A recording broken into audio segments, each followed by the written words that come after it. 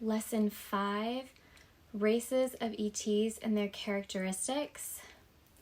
And we're going to be going over 5 different of the alien races. Hello and welcome back to this class, my friends. We are now going to go into some of the different alien races. I am really excited to talk about this with you. So for starters, we're going to be touching on 15 different alien races out of the known 85. And in this particular lesson, we're going to be going over just 5, the next lesson 5 more, and then the other lesson 5 more. So we're just going to break it up so we're not taking on so much all at once. So these different alien races vary in size, in eye color, hair color, skin, behaviors, etc. And I'm really excited to go over them with you. And I hope that after we go over these different alien races, you will see how trivial it really is to be prejudiced against skin color, body type, etc. Because after all, we truly are all one, and we really are all the same race, and that is the human race. When we recognize individuals as spiritual beings, the body that they operate becomes no more important than the cars we drive. With that being said, let's dive into our first 5 different alien races. So we're going to be starting off with one of my favorite races, which is the Arcturians. These are benevolent light beings. Their agenda is healing and guiding. They are Earth's protectors. They aid in defending Earth from the reptilians and the Greys' agenda. They help us humans as best they can without interfering on our free will. They come from the constellation Boots and are some of the most highly advanced beings, having outgrown a lot of the technology and have created other systems that are far advanced. Arcturians are highly spiritual beings and interact telepathically. Their ships are some of the finest in the universe, and they're actually propelled by crystals that come from a planet in the Milky Way. These crystals conduct light energy from the central sun, and Earth scientists have yet to discover these crystals, which, in my opinion, just makes it all that more exciting. Their lifespan is around 1,000 Earth years, and they mostly exist in the 4th and 5th dimensions. And because of their 5th dimensional frequency, they actually do not ingest food. They digest energy, prana, through knowledge. So they are basically being energized by the information they learn and absorb. Arcturians are able to assimilate information 100 times faster than the average human being. They also don't need sleep very often, and mostly do so when the intention is to soul travel and connect to higher realms of consciousness. Arcturians have 3 bases on the moon, and they actually have bases here on Earth, mostly within our mountains. Their purpose is to assist humanity into evolving into these 4th and 5th dimensions by sharing their education. But they struggle with our government and our military, who are only interested in military technology that causes destruction and violence rather than spiritual enlightenment. Let's talk a little bit about their appearance. Arcturians are almost identical to one another, and they actually pride themselves on this because it eliminates all prejudice. The higher council of Arcturians are mostly etherical, meaning they appear as energy or even glowing discs, almost like a spirit.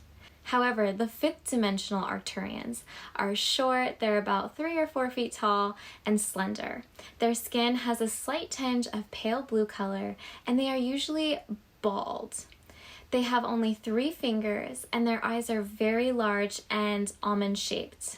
Their eyes are usually a dark brown or a black. Now, let's dive into some of the starseed traits of the origin of the Arcturians and see if you resonate with any. You enjoy thinking critically and in depth and are highly intelligent. Most of the time, you can feel like the black sheep in the family. You have more of a serious energy and don't necessarily open up right away. However, you're a great planner and you know how to get things accomplished. You love to get recognition for your achievements. But I mean, like, who doesn't, right? You love sacred geometry, and your temperature and blood pressure is a little bit lower than the average human being. You're very sensitive to sounds, smells, and chemicals. You could be naturally telepathic or even psychic. You may have the feeling that you're trapped here on Earth, so it's really good to focus on self-love and gaining confidence.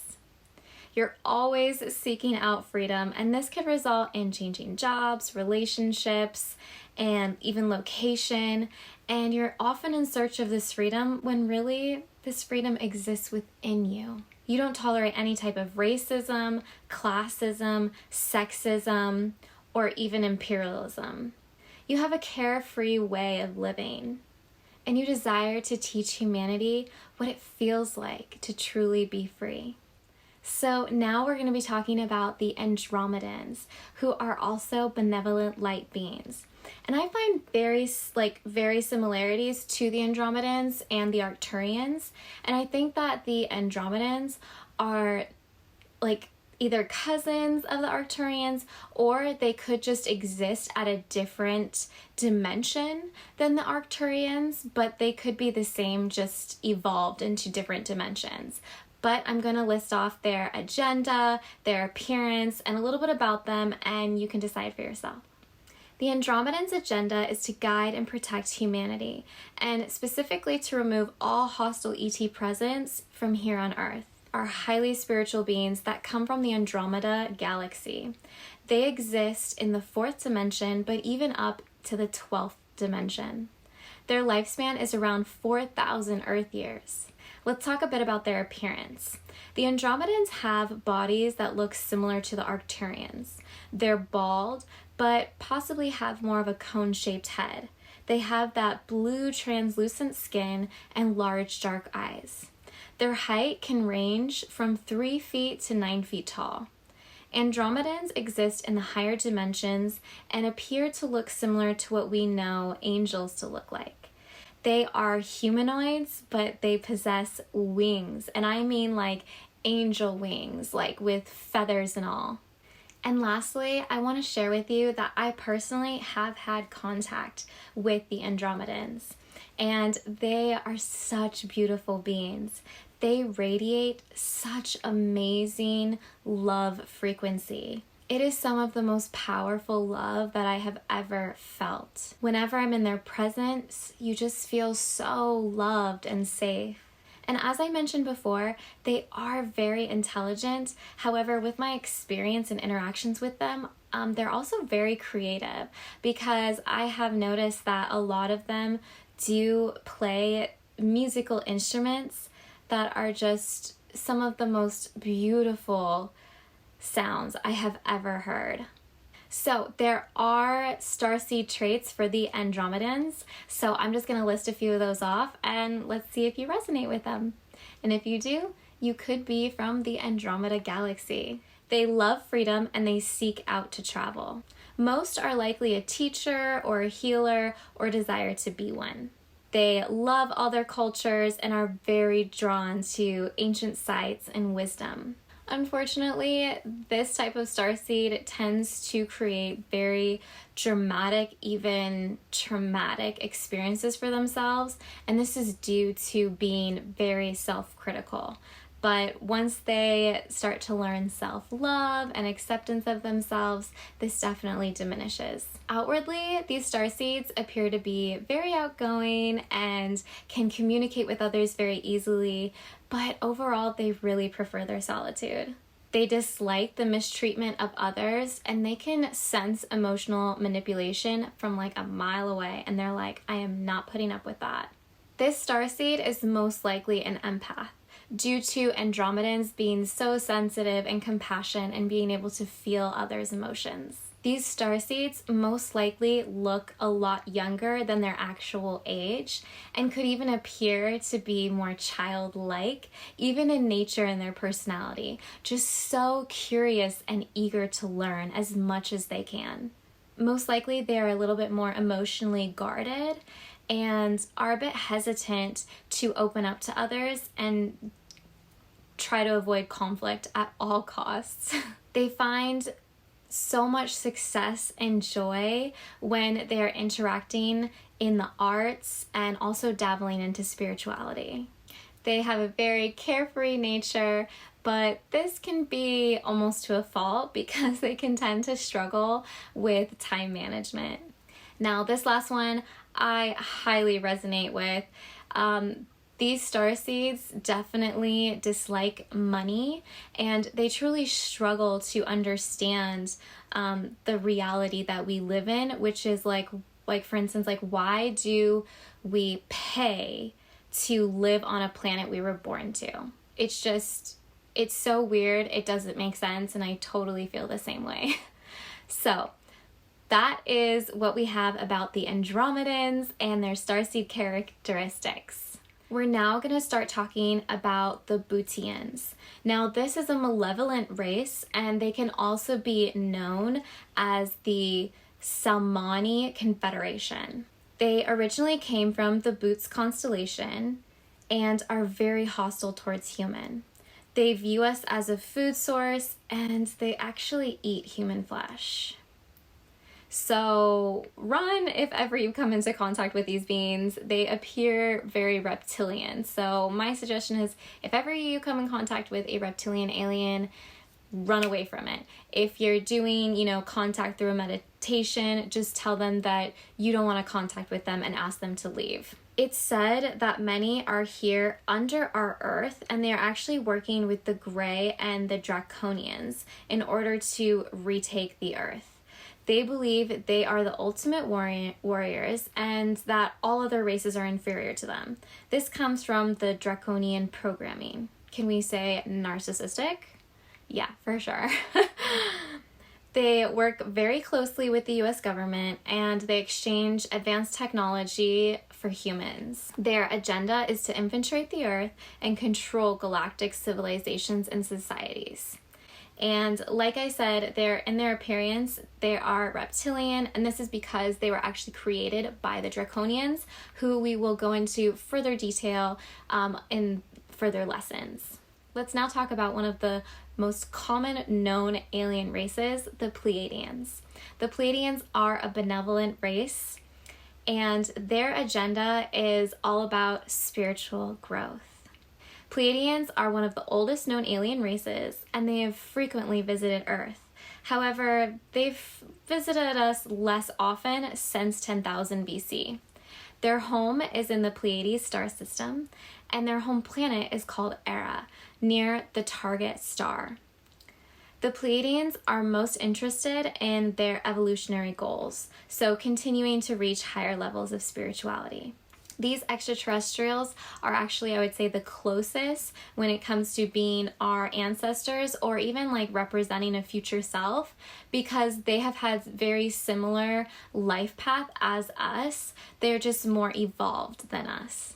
They are very close to nature, and they want to prevent the self-destruction of mankind. They continue to give us alternative ways of existence, and there has even been an argument that the Pleiadians may be Nordic aliens, which we'll be going over next. Their appearance, they're Caucasian humanoids with Nordic attributes, meaning that they have light blonde hair, blue to light brown eyes, but their eyes are larger than humans. Their height is similar to us, ranging from about 5 feet to 7 feet tall, and 7 feet tall being a rarity. So let's go into some of the starseed traits of the Pleiadians and see if you resonate with any, okay? Pleiadian starseeds are very sensitive to foods here on Earth, and they most likely have food allergies. They're very balanced in their yin and yang energy, meaning they have a really good balance of divine masculine and divine feminine. They are natural healers, and they're very drawn to the night sky and the metaphysical. Pleiadian starseeds are very interested in aliens, astrology, anything to do with space, really. They're highly intuitive and very invested in humanitarian efforts. Very nurturing. They love nature, protecting it, being in it, and working with it. Pleiadian starseeds can be a bit more emotional than the other starseeds, and they tend to wear their heart on their sleeve. These starseeds are very much loved by others. People just love being in their presence. They feel joy, they feel uplifted, and that's because of the energy these starseeds give off. These starseeds tend to be people pleasers, which can attract energy vampires into their experiences. So now let's go into the next alien race, which is the Nordics. And these are benevolent light beings. And like I said earlier, the Nordics could also be the Pleiadians. Just like I said earlier, between the Arcturians and Andromedans, they could just be at a different dimension, meaning that their evolution, they're more advanced or lower than each other. So even though there are many similarities between the Nordics and Pleiadians, there's still separate information that does suggest that they are a separate species from each other. So let's go into the Nordics and a little bit more about them. It is believed that the Nordics come from the Pleiades star system and are a half-human, half-alien species. Nordics exist within the fifth dimension and operate at a frequency of love and creativity. Their average lifespan is 700 Earth years, and they don't have medical problems because they control their health through mental powers. Very cool. I believe us human beings have this ability as well. It's just we have to tap into using that aspect of our brain in order to control our bodies. But I have a video up on my YouTube channel actually about empowerment and how you actually can control your healing within your physical body. Nordics do not have a form of currency, and they share their resources with other humans and benevolent species. They believe in universal truth of creation, and they are spiritual. However, they consider the adoration of a god as blind faith on cult activities. Nordics have a goddess society, so they honor family, children, and women. Overall, they are more emotionally and spiritually developed than human beings. Nordics operate a circular-shaped craft, and they were last seen here on Earth in 2010. So let's go into the appearance of a Nordic, even though I'm sure you already know because it's kind of in the title, but let's go over it anyways. Their appearance is that they look very similar to humans, and they are about 6 to 7 feet tall. They have blonde hair and light eyes with angular faces. The difference in their physiology is that they actually have a copper-based blood in order to carry more oxygen throughout their body efficiently. They need this due to their natural environment being so hot and dry with low oxygen levels. They also have inner lids to protect their eyes, and this allows them the ability to see the ultraviolet light spectrum. They also have 28 teeth, and their heads appear to be a lot larger than human beings. So let's go into the few starseed characteristics of the Nordics, and a lot of these are similar to the Pleiadians, but I just wanted to mention a few more that you might resonate with. So let's see. Nordic starseeds love helping others. They're great at communicating, and they also make very good listeners. They are natural peacekeepers, so they overall avoid conflict, but if they see it, they are so willing to step in and create the peace. They possess very feminine attributes, so they have this amazing divine feminine energy, so meaning that they could appear to be, feminine in their physicality, but also in, their behaviors, coming off very loving and nurturing. They love nature and adore animals. They have a special relationship with animals. They're very kind and they possess that childlike energy. Interesting enough, Nordic starseeds have special connection with dolphins. So if you've ever looked into what your spiritual animal is and you've learned that it's a dolphin, or you've always just been really fascinated with dolphins, you could be a Nordic starseed. The next alien species we're going to be going over is the Romay, and this is again a benevolent species of alien, and they have a very interesting history, so I can't wait to dive into it with you guys and see what you think. So these beings are a very peaceful race, and they come from the Capella constellation, Arugia. They coexist with humans on their planet, and they are responsible for the creation of the Mayan civilization and culture. They did this by placing different humans on Earth to South America. The Romay are known as being very scientific. They taught the Mayans how to understand astrology and record time. They left the Mayans during their cultural prime, but sadly the Mayans turned to sacrificing in order to honor the Romay in an attempt to call them back. But the Romay do not condone this practice, so they never returned to the Mayans. Luis Augusto Garcia Rosando, the Minister of Tourism for the Mexican state of Campeche, stated that there were in fact contact between the Mayans and extraterrestrials. This is supported by translations of certain codex, which the government has, what a surprise, kept secret in underground vaults for some time. In a telephone conversation with the Rap, he also spoke of landing pods in the jungle that are over 3,000 years old. I think that is so cool, and it has been said that a lot of these, pyramids and monolithic structures, when they have that top where it just looks like it's flat on top, they say that those were actually landing pads in order for priests or, special human beings to meet with the gods. The Romay were actually last seen here on Earth around 2001, and it was actually near Bora Bora. So let's talk a little bit about their appearance. I found some depictions of this race appearance, but it was honestly very difficult to find written descriptions. They seem to be a humanoid race with bald, large, cone-shaped heads. They look like they have pointed ears and distinguished cheekbones.